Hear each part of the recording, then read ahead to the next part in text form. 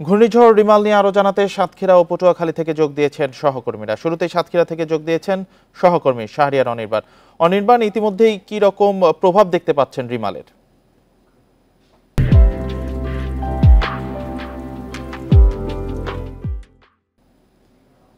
দেখুন, 10 নম্বর মহাবিপদ সংকেত ঘোষণা করার পরই আমরা দেখেছি যে সাতক্ষীরায় যারা সিপিপি রয়েছে, অর্থাৎ স্বেচ্ছাসেবী যে সংগঠনগুলো রয়েছে, তারা তাদের বিভিন্ন রাস্তার গুরুত্বপূর্ণ মোড়ে যে সাংকেতিক চিহ্নগুলো, সেই চিহ্নগুলো, পতাকাগুলো তারা লাগিয়ে দিয়েছে।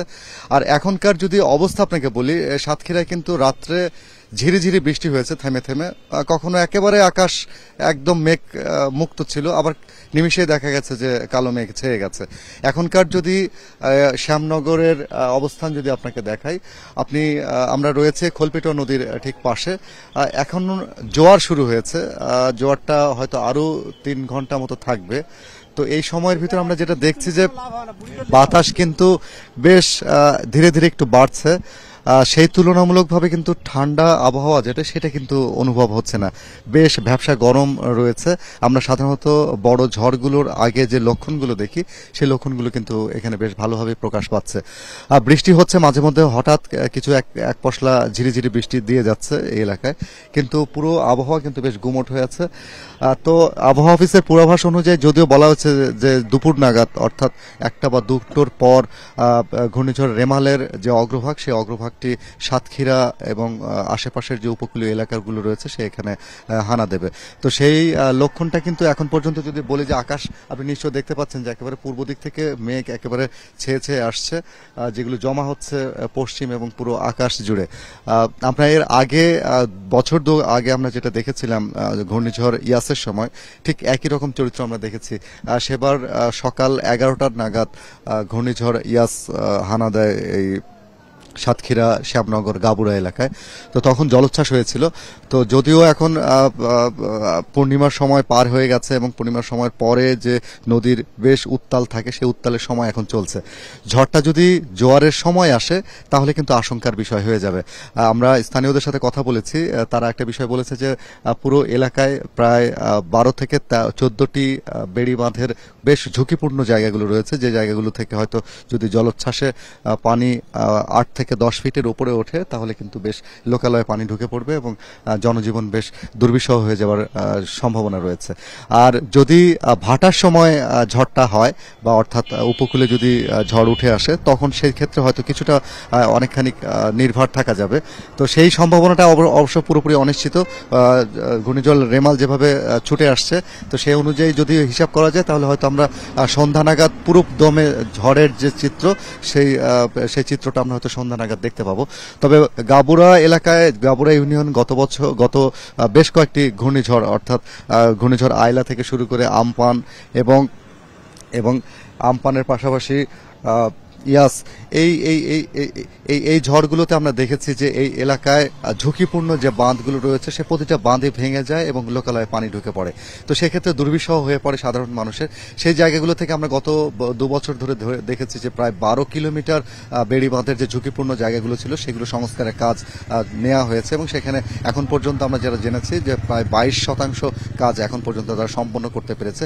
এর ভিতরে ঘূর্ণিঝড় রেমাল সম্পন্ন করতে পেরেছে। আপনার থেকে আরো জানবো অনির্বাণ, আপনি সাথেই থাকুন। এবার আমরা পটুয়াখালীতে যাচ্ছি, সেখানে আছেন সহকর্মী আলামিন হোসেন, তার থেকে আমরা জানবো। আলামিন, ঘূর্ণিঝড় রেমাল এখন প্রবল ঘূর্ণিঝড়ের রূপ নিয়েছে, তো সেক্ষেত্রে এখন আবহাওয়া পরিস্থিতি কেমন দেখছেন সে জায়গায়?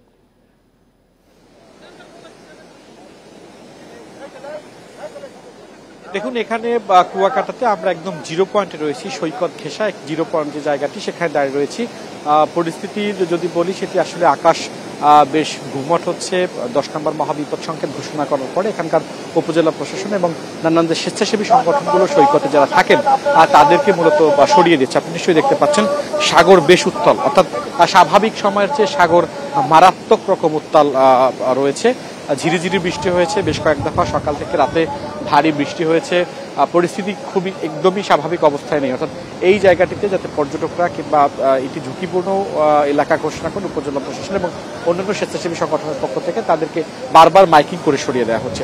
সব রকমের প্রস্তুতি শেষ হয়েছে। বাতাসের তীব্রতা এত বেশি, আপনি নিশ্চয়ই বুঝতে পারছেন যে আসলে আমরা এখানে স্বাভাবিকভাবে দাঁড়িয়ে থাকতে পারছি না, এরকম একটি বিষয় আমরা এখানে দেখতে পাচ্ছি। প্রচন্ড রকম স্বাভাবিক সাগরও বেশ উত্তাল, অর্থাৎ স্বাভাবিক সময়ে যেখানে পানি থাকার কথা সৈকতের সেইখানে এখন পানি নেই, পানি অনেকটাই সৈকত ঘেঁষে অর্থাৎ ঢেউ আসতে পড়ছে, যে জিও ব্যাগগুলো বেড়িবাঁধ রয়েছে সেখানে আসতে পড়ছে।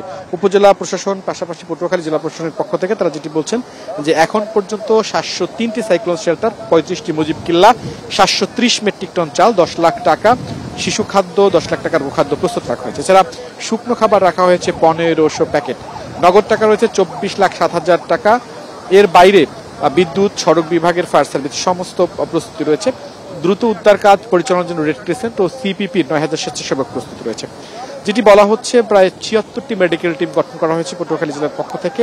1300 কিলোমিটার বেড়িবাঁধের মধ্যে 10 কিলোমিটার ঝুঁকিপূর্ণ অবস্থায় রয়েছে। আর এখন আবার ঝিরিঝিরি বৃষ্টি হচ্ছে। আমরা বড় ঝড়গুলোর আগে যেরকম পূর্বাভাস দেখতে পাই, কিন্তু সেখানে এখনো একটা ভাবসা গরমের অবস্থান, গরম টের পাচ্ছি আমরা এখানে। আকাশে প্রচন্ড রকম মেঘ নানা দিকে উড়ে যাচ্ছে, সেটি পূর্ব দিক থেকে হাওয়াটি মূলত বইছে। স্থানীয়রা যেটি বলছেন যে পূর্ব দিক থেকে যে হাওয়াটি আসে সেটি আসলে অনেকটা ভোগায় তাদেরকে, অর্থাৎ সেই ঝড়টি বেশ মারাত্মক রকম হতে পারে, এরকম একটি বিষয় তারা বলছেন। উপকূলে সব রকম প্রস্তুতি উপজেলা প্রশাসন, জেলা প্রশাসনের পক্ষ থেকে, অন্যান্য যে সংস্থা রয়েছে তাদের পক্ষ থেকে নেওয়া হয়েছে। ইতিমধ্যেই এই 0 পয়েন্ট এলাকায় যে সমস্ত পর্যটকরা ছিলেন তাদেরকে নিরাপদ দূরত্বে সরিয়ে নিয়েছেন। আমরা এখানকার উপজেলা নির্বাহী কর্মকর্তা যিনি রয়েছেন রবিউল ইসলাম, তার সঙ্গে একটু কথা বলতে চাই, জানবো আসলে তিনি এখন পর্যন্ত তার উপজেলা প্রশাসনের পক্ষ থেকে কি কি প্রস্তুতি নেওয়া হয়েছে, যারা আশ্রয় কেন্দ্রে যাবেন তাদের জন্য আসলে আপনারা কি কি করছেন।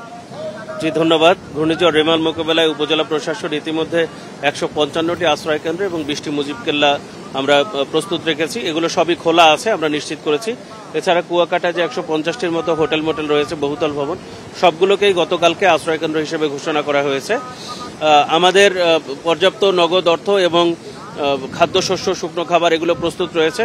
যেহেতু 10 নম্বর সিগন্যাল ইতিমধ্যে ঘোষণা হয়ে গেছে, আমরা সর্বশক্তি প্রয়োগ করছি। আমাদের পুলিশ বাহিনী, আইনশৃঙ্খলা বাহিনী, গ্রাম পুলিশ, সিপিপির 3160 জন ভলান্টিয়ার সবাই মিলে আমরা এখন সবাইকে আশ্রয় কেন্দ্রে পাঠানোর জন্য মূল আমরা নজর দিচ্ছি। এছাড়া কুয়াকাটায় এই সি বিচের পারে যে সমস্ত পর্যটক ছিলেন, সি বিচকে এই মুহূর্তে পর্যটক শূন্য করার জন্য আমরা মূলত বল প্রয়োগ করতে হয়েছে। অনেক সময় দেখা যায় যে এলাকাতে যারা থাকেন, বিশেষ করে এলাকার যারা বাসিন্দা, ঝুঁকিপূর্ণ বা সৈকত ঘেঁষা যে সমস্ত বাসিন্দা, তারা আশ্রয় কেন্দ্রে যেতে এক ধরনের অনীহা প্রকাশ করেন। সেক্ষেত্রে আসলে আপনারা আসলে তাদেরকে আশ্রয় কেন্দ্রে নেওয়ার জন্য কি ব্যবস্থা নেবেন? সত্যি বলতে আমরা মাইকিং এবং অনুরোধ করার পরে যখন কাজ হয় না তখন আমরা বল প্রয়োগ করতে বাধ্য হই। কারণ এই একটু বল প্রয়োগের মাধ্যমে যদি তার জীবনটি বেঁচে যায়, আমরা সেক্ষেত্রে আইনশৃঙ্খলা বাহিনী, সিপিপি, স্থানীয় জনপ্রতিনিধি সবার সহযোগিতা নিয়ে বল প্রয়োগ করে হলেও তাদেরকে আশ্রয় কেন্দ্রে নিয়ে যেতে আমরা বাধ্য করি। পানি উন্নয়ন বোর্ডের জেলায় প্রায় 1300 কিলোমিটার বেড়িবাঁধ রয়েছে, তার মধ্যে 10টি জায়গা ঝুঁকিপূর্ণ হিসাবে ঘোষণা করা হয়েছে। সেই বেড়িবাঁধ ভেঙে বা যদি জলোচ্ছ্বাস হয়, 5 থেকে 7 ফুট প্লাবিত হয়, সেই নিম্ন অঞ্চল যাতে প্লাবিত না হতে পারে সেজন্য পানি উন্নয়ন বোর্ড বা সেই বেড়িবাঁধগুলোর বিষয়ে আসলে আপনাদের বক্তব্যটা কি, আপনারা কি করছেন? মূলত পানি উন্নয়ন বোর্ডের 700 মিটার বেড়িবাঁধ এই মুহূর্তে আমাদের নীলগঞ্জের গোয়েতলায় ক্ষতিগ্রস্ত আছে। সেখানে যদি ঘূর্ণিঝড় জলোচ্ছ্বাস আঘাত হানে, সেটির জন্য আমাদের জিও ব্যাগ, ভেকু মেশিন, লেবার পর্যাপ্ত প্রস্তুত করা আছে। এছাড়া অন্যান্য যে বেড়িবাঁধগুলো এখানে ব্লক দিয়ে স্থায়ীভাবে প্রোটেকশন করা থেকে শুরু করে মূলত 700 মিটার ব্যতীত বাকিগুলো প্রোটেক্টেড আছে, এবং এখানে যদি ক্ষতিগ্রস্ত হয় এর জন্য আমাদের প্রস্তুতি গ্রহণ করা আছে। আমরা কথা বলছিলাম কলাপাড়া উপজেলা নির্বাহী কর্মকর্তা রবিউল ইসলামের সঙ্গে। তিনি যেটি বলছেন যে সাগর মারাত্মক রকম উত্তাল। আপনি নিশ্চয়ই ক্যামেরায় আমাদের জুয়েল আছেন, একরকম দাঁড়াতে পারছেন না, বাতাসের গতি এত বেশি বাড়ছে যে স্বাভাবিকভাবে আসলে এখানে দাঁড়িয়ে থেকে কথা বলা যাচ্ছে না। সমুদ্র উত্তাল হচ্ছে, ঢেউ আসছে পড়ছে একদম সৈকতে। তারা যেটি বলছেন যে এখন জোয়ার চলছে, স্বাভাবিক সময়েও সমুদ্রের যে অবস্থা থাকে সেখান থেকে প্রায় 1/2 কিলোমিটার দূরে ঢেউ আসছে পড়ে। সেইটি একদম জিও ব্যাগের যে এইখানে রাখা হয়েছে সৈকতকে রক্ষা করার জন্য যে জিও ব্যাগ ফেলানো হয়েছে পানি উন্নয়নের পক্ষ থেকে, সেখানে এসে অর্থাৎ আপনি নিশ্চয়ই দেখতে পাচ্ছেন যে মারাত্মক রকম ভাবে ঢেউ আসছে পড়ছে। উপজেলা প্রশাসন, জেলা প্রশাসনের সমন্বয়ে মেডিকেল টিমও আসলে এখানে কাজ করছে। সব রকম প্রস্তুতি নেওয়া হয়েছে। ইতিমধ্যেই 10 নম্বর মহাবিপদ সংকেত ঘোষণা করার পরে সৈকতে যে যাদের বাড়ি রয়েছে, সৈকত ঘেঁষা যাদের ঘর বাড়ি রয়েছে, তাদেরকে নিরাপদ আশ্রয় সরিয়ে নিয়ে যাওয়ার জন্য উপজেলা প্রশাসন এবং যে সমস্ত স্বেচ্ছাসেবী সংগঠন রয়েছে তাদের পক্ষ থেকে বারবার মাইকিং করা হয়েছে। এর বাইরে আপনি জানেন যে কুয়াকাটা একটি পর্যটন স্পট, সেক্ষেত্রে যত হোটেল মোটেল যেগুলো রয়েছে সবগুলোকে আসলে আশ্রয় কেন্দ্র ঘোষণা করেছে কলাপাড়া উপজেলা প্রশাসন। এর বাইরে আমরা যেটি দেখেছি যে সকাল থেকে অর্থাৎ বিদ্যুৎ বিচ্ছিন্ন রয়েছে। গতকাল রাত থেকে ভারী ভারী বৃষ্টি হয়েছে, বাতাসের তীব্রতা এত বেশি, আমি যেটা বারবার বলার চেষ্টা করতেছি যে বাতাসের তীব্রতা এত বেশি যে আলামিন, বাতাসের তীব্রতা অনেক বেশি। আপনার কাছে আবারও আসবো, সাগর উত্তাল রয়েছে, জোয়ারও হচ্ছে, আমরা সবকিছুই জানতে পারলাম আপনার থেকে। আমরা এবার একটু সাতক্ষীরায় যাবো, আবারও শাহরিয়ার অনির্বাণের কাছে। অনির্বাণ, আপনি বলছিলেন যে বেড়িবাঁধগুলো যেগুলো রয়েছে সেগুলো অতীতেও আসলে এগুলো ক্ষতিগ্রস্ত হয়েছে, এগুলো ঠিকঠাক মতো কাজ করেনি। তো এবার আসলে প্রস্তুতিটা দুর্যোগ মোকাবেলায়, যেহেতু প্রবল ঘূর্ণিঝড়, 8 থেকে 12 ফুট জলোচ্ছ্বাসের সংখ্যা রয়েছে, তো আসলে কি প্রস্তুতি নেওয়া হচ্ছে? দেখুন, এই সাতক্ষীরা শ্যামনগর এলাকার দেখুন বেশ বড় বড় কয়েকটি নদী দ্বারা কিন্তু একেবারে আবৃত। খোলপেটুয়া নদী, কপোতাক্ষ নদী, তারপরে চুনা নদী। তো এই নদীগুলো একেবারে খরস্রোতা। যখন জোয়ার হয় এবং বিশেষ করে যখন এই পূর্ণিমা বা অমাবস্যার লগ্নটা চলে, সেই সময় কিন্তু নদী একেবারে উত্তাল থাকে। তো তখন যদি এরকম ঘূর্ণিঝড় হয় তখন বেশ বিপদই হয়ে পড়ে এলাকাবাসীর জন্য। তো আমরা গতবারে 2022 সালে যখন ঘূর্ণিঝড় ইয়াস হানা দিল এই এলাকায়, তখন আমরা দেখেছি যে এই গাবুরায় প্রায় 12 কিলোমিটার এলাকার বিভিন্ন জায়গায়, অর্থাৎ প্রায় 20-25টি পয়েন্টগুলোতে ছিল একেবারে ঝুঁকিপূর্ণ। সেক্ষেত্রে জায়গাগুলোতে আমরা দেখেছি যে বেড়িবাঁধ ভেঙে নোনা পানিগুলো এলাকার ভিতরে ঢুকেছে এবং বিভিন্ন সেই সময় চিংড়ির যে ঘেরগুলো ছিল সেই ঘেরগুলো সেখান থেকে ভেসে যায়। তো মৎস্য চাষী থেকে শুরু করে স্থানীয় যারা আছে তাদের সম্পদ থেকে শুরু করে বেশ কিছু সম্পদহানি তাদের ঘটে। তো এর বাইরে যদি আপনাকে বলি, এখন সময় যত গড়াচ্ছে ততই কিন্তু বেশ আবহাওয়া গুমোট হয়ে আসছে। কিছুক্ষণ আগে কলাপাড়া থেকে আমরা, পটুয়াখালী থেকে আমাদের সহকর্মী যেটা বলছিল যে বাতাস বেশ উত্তাল হচ্ছে, সেই ছোঁয়াটা কিন্তু আমরা এই সাতক্ষীরা পর্যন্ত আমরা পাচ্ছি। এখানকার পরিস্থিতি আসলে আস্তে আস্তে গুমোট হয়ে যাচ্ছে যতই সময় এগোচ্ছে। আপনারা তথ্য সংগ্রহ করতে থাকুন, অবশ্যই আপনাদের কাছে আবার প্রয়োজন বোধে ফিরে আসবো। সাতক্ষীরা পটুয়াখালী থেকে জানাচ্ছিলেন রেমালের সর্বশেষ আমাদের সহকর্মীরা।